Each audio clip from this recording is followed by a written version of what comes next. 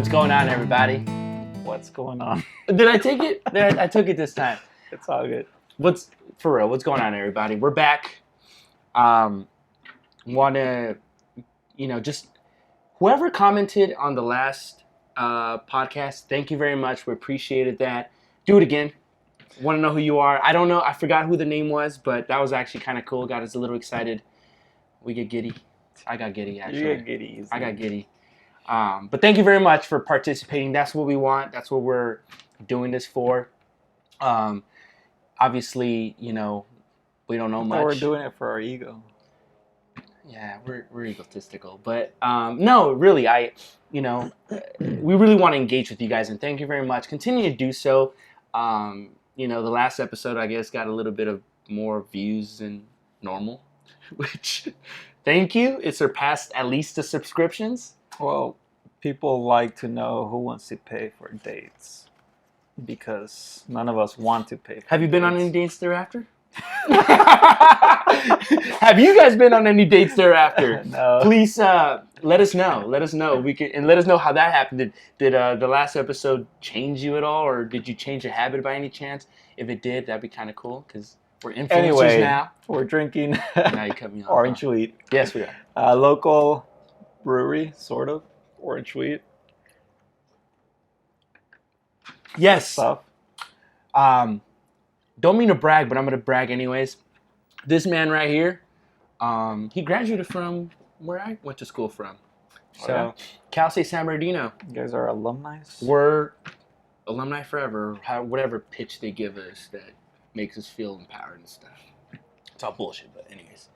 But definitely. So, this is the eve of 4th of July. God bless. So, 4th of July. What the hell is the 4th of July? The celebration of independence. I skipped that chapter whenever I was in high school. But, really, it was independence, right? Independence, it's why we're free. It's why we're free, right? We escaped oppression from religious, social, all kinds of other stuff. For Britain and the king. Yeah, of course. And the monarchy. Right, we wanted to get away from Louis. One of the Louis? One of them, yeah. I think you know more than this about me. Or more about this than me. I'm pretty sure, but I don't remember. We've been drinking. We've had a couple. This episode is going to be shooting the shit a little bit. Yeah, a little bit. A lot of it, actually. But yeah, 4th of July. I guess people are going to be barbecuing and stuff. And I am going to be barbecuing too. Not because I'm celebrating or any of that, or I'm super proud of anything, but it's a day that plays itself for that kind of stuff. And it is. We're going to sit back and enjoy a few brews and maybe reflect a little. On what? Not because it's that day, but reflect a little on just being appreciative. We talk about it all the time. We are so busy just living our lives that we get caught up with the noise, and we forget to live a little. I'm not saying that, people aren't appreciative, but including myself that claims to be a little bit more appreciative than the average, I'm probably not. But that's one of the things where, we only get so many days off, really, aside from the weekend during the calendar year, right, from our jobs. I guess what I'm getting at is just be appreciative a little bit of what you have and fuck what you don't have. It's not that important. No, I agree. I think as Americans, even though I'm not technically you will American, be an American. You are an American. You've assimilated. No, I definitely assimilated. You're an American. But as Americans, I think people have more or have everything they need, yet we haven't really learned how to appreciate all that, because I think we have too much that we're completely used to it. And I was listening to an experience about, I forget who it was, but they were talking about how when they ask like taxi drivers, which are usually not American, they're immigrants from some other countries. When they ask them about coming to America, they're always told, those taxi drivers are always told, when you come to America, people, you're gonna see how people just are not necessarily happy or appreciative because they're just used to it. And we were talking about happiness Yeah. earlier, and the same thing with happiness. I think happiness, like, it's a state of mind for sure, but also, like, if you really are happy, or not that you're if you don't really want to be happy all the time, because happiness is an emotion, just like when you're angry, when you're sad, when you're excited. It's a state in our minds that happen, but it can't be there permanently because we would also get used to that.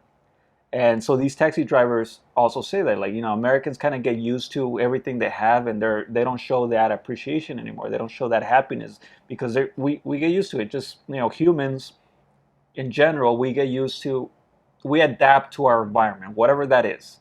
In this case, we have everything we need. We become happy, or but then at the same time we become complacent, and then we're Right. just like, all right, what's next?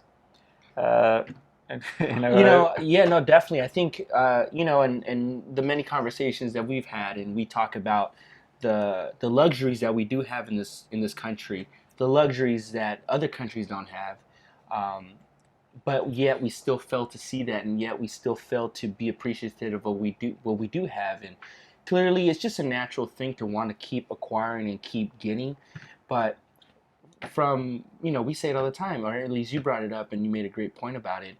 We eat better than kings used to eat back a few hundred years ago. But think about it. We have a better assortment of foods than those kings did 5, 6, whatever, how many years ago. But yet we still fail to appreciate and truly appreciate it. When I say appreciate something, not just I'm appreciating this because no, it tastes good. yeah, it's fulfilling a satisfaction or a necessity. But really think about it. You could be in a whole different place in your life. I think there was a research I did, and I think again I don't know. This is a while ago, but when I read this, it gave a very large percent of Americans are one emergency away from going bankrupt, whether it's health or financial. They're that close to bankruptcy and they don't even know it.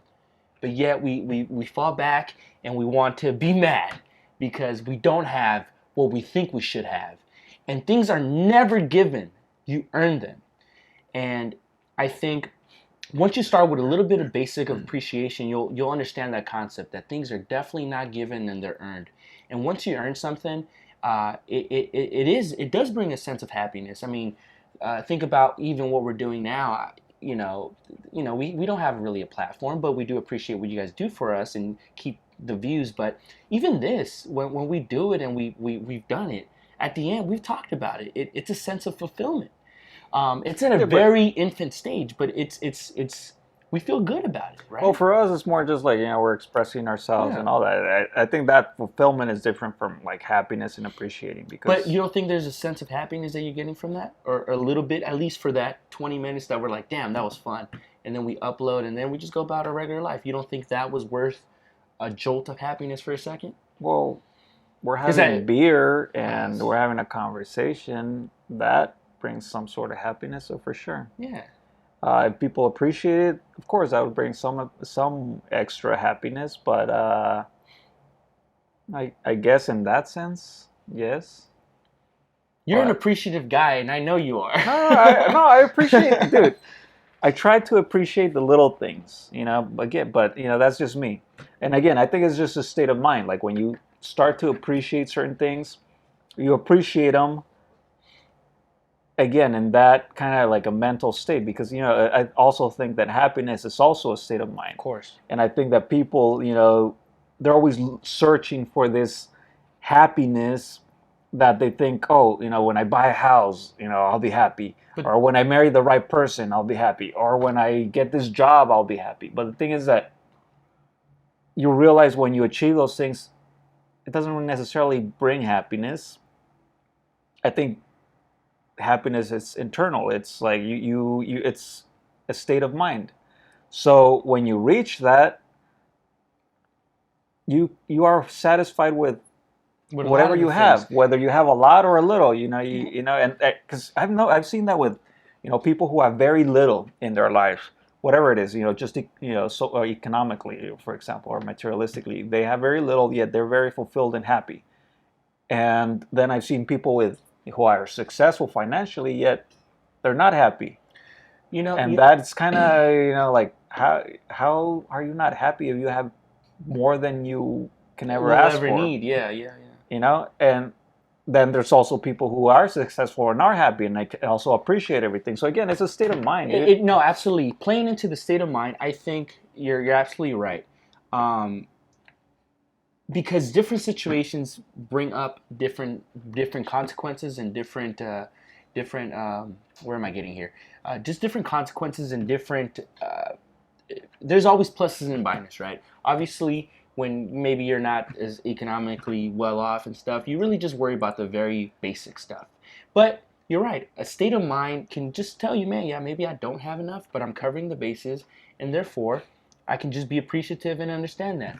Now, when you can do the complete opposite of that and be completely well off and be a sad person because you understand that, yeah, you're covering all those bases, but maybe you're looking for something a little bit more deep than just that. You know what I mean? And I think that's what it is, because if you really were to go to some third world country, or some country where, like, for example, Yemen, where a bunch of innocent people are dying. Oh, they would trade their lives. Yeah. Switch their lives, right? Because even a poor person here has everything they need to survive. Absolutely. You know, so again, that's why I really think it's a state of mind. You know, and I gotta get up and get a little bit more liquid courage because I gotta give some examples. But go ahead, dude. Keep. No, but yeah. Well, where was I? About the whole, people would love to just change, and we feel like we see other countries and we feel sorry for them. And just. And we always talk about, like, little kids in Africa. Well, this is the thing, dude. Somebody, I thank you. What I do, I meet a lot of people on a daily basis, right? I remember I had a customer who's Guatemalan, and came here, just worked, and just had a pretty decent job at where he was at. He was a customer of mine for a company I used to work for, and he did mention he gave me an example that he lived with his father. As a boy, he was Guatemalan. As a boy, he would go over to Guatemala, and he said he would feel sorry for the people that he would see there, the field workers and stuff like that. And he learned a very valuable lesson when his father told him, "You're doing them a disfavor when you feel sorry for them, because they don't know anything. They don't know any better. So do not feel sorry for yourself that you do know this and you're not doing what you could. Feel sorry because you have opportunities and you're not taking full advantage of them. Feel sorry for that. Don't feel sorry for somebody who's taking care of themselves and they're probably happier than you are." Yeah. So he said that from that moment, he felt like that was a valuable lesson that his father taught him, because when his father came over from Guatemala, he said that he saw a complete different world, the opportunities. He saw the different resources that he didn't have back there. So I think his dad was like a business owner or something pretty cool from like a Guatemalan third world country. And yeah, he was, obviously they had the resources to go back to the country, and you kind of go back to where you came from, and that's what it was. Is don't feel sorry for them. They're there, they're working, and they're alive, they're surviving. Feel sorry for yourself for not wanting to be, to have the resources and the opportunity, and you waste them. Right. So I think I am appreciative of that. We talk about America and the country and all the BS and all the bullshit and everything that goes along with it. But you know what? I would never want to be somewhere else but here, because every day we search for something. We're constantly searching for that thing that we can do and stuff. And maybe in another country we wouldn't have that opportunity because we'd be completely fucked. For sure. At the same time, everything's relative. It is. And again, it comes down to a state of mind, because someone in a third world country where they're barely surviving, they can be completely happy, even though they live in poverty. Right. but you still see a smile on their face, and you still see gratitude. You still see appreciation for whatever little food they have, or what, you know. Oh man, And I think I've seen that more times and than not, especially in, like when I travel to Mexico, for example, and I see certain family members that are, you know, not starving, but they're definitely in poverty. They live, you know, in a tiny little house with a bunch of, you know, children, whatever. They still seem to appreciate certain things more than we can. So check this out, dude. You know, we have family members who are pretty freaking impoverished, man. And I remember we took a trip down to Mexico once, and I was about 13 years old. I didn't like beans and rice very much. I did not. I'm not gonna lie. Mexican, that is part of our cuisine. That is a staple behind almost any meal we almost have, right? A sort of rice and a bean. Hence the term beaner. Yeah, and I'm okay with that. So, anyway, so, you know, they're very poor. Our cousins are very poor. And I remember just the level of satisfaction they got from having a hot meal of rice and beans and like a little piece of steak. I remember that. And then I came back and I was like, Mom, like that's so crazy. Like I literally have a basket of fruit hanging there. I tell you what I want and you make it for me. Listen, I'm not rich by any stretch of the word. We're not rich. We're not rich at all, or any of this. But the fact that I could just say, hey mom, I'm this, and there is some sort of meat, there's some sort of vegetable, there's some sort of, just something to create a meal that's better than a lot of those kids, or even our family members that have had, definitely did something to me. And ever since then, I mean, especially with the food, because I was a picky eater when I was younger. And that's when I started the tomato and stuff, and I made an effort. And, oh, that stuff's delicious. You didn't like tomato? I hated that stuff, dude. You know, I don't like pickles either. So, but ever since we had that, I'm like, so I've been making a conscious effort to at least eat pickles too. There's something beautiful about it. Dude, pickles bring acidity, especially when you're having a burger. You have all the meat and the fat and the protein. The pickles just bring that acidity that balances things out. And so I don't understand why people, like certain people, don't like pickles. Yeah, it's like, dude, you kind of have to have pickles or some sort of acidity in there. But again, I think you just kind of made a point. Balance. There's a balance of it, and I think our lives, you know, we think that if we get so much of this, we're just gonna be so much better off. And if you don't have balance in it all, it doesn't mean shit, right? Yeah.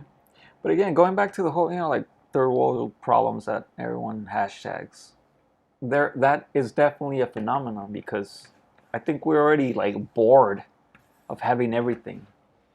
We're just bored of being happy, being bored of having everything we need. We need to find something to complain about. Well, Dr. Wendy Walsh did mention that we create certain problems to add a sort of excitement to our lives, right?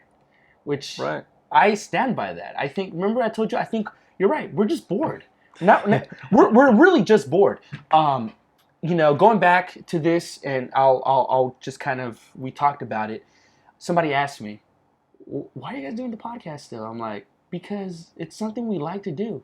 And I asked them, what do you like to do? They couldn't come up with one fucking thing that they like to do. And they kind of tap dance around the whole subject. So therefore, it kind of... I like to watch Netflix. Yeah, and chill, maybe. Okay, cool. That's fine. Be the best Netflix and chiller you can do. If that's really what you like to do, go ahead and fucking do it. Wow. I'm not gonna take that away from you. I think there's a high competition for that. Oh, the couch potatoes? There's a lot of competition. There really is. There's always competition in everything. But somebody told me, when there's competition, there's money to be made. Well, there is that too. Yeah, but no, really, going back to that, like, I like a lot of people, you know, again, a lot of people don't know what they even like.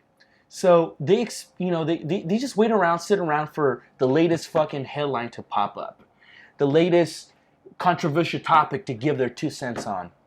You know, they go to work from 8 to 5, and they get off, and you know, they see these things, and you know, now they're charged because they're bored. They're not into whatever they like, so they expect others to come up with situations and things like that. They're not into life.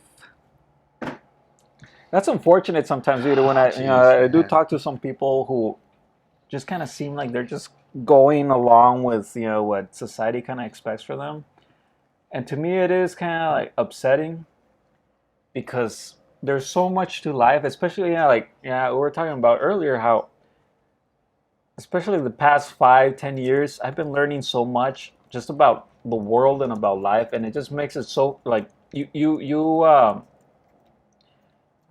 at least I start to have this fascination about just learning more and having new experiences with different things and hobbies and whatever it is, psychedelics, whatever it is, Awesome stuff. Awesome stuff. But when you're so close-minded that you don't allow yourself to experience all these things, that's when I just don't understand. Like, then what the hell are you living for, working for? What's because at the end of the day, like everyone talks about, like, oh yeah, when I retire, I'll be doing all these different activities. And what's the answer to that? The thing is that is also sort of a muscle. If you don't exercise it on a regular basis, you're not really going to have that energy, that interest, that excitement to do much once you actually retire. Even if you do have a good retirement fund, you do need to live life now in the present. And we all, like you always hear that from the people, the inspirational speakers and stuff. Live life in the present. But most people don't. Dude. And sometimes you just do need to appreciate the little things.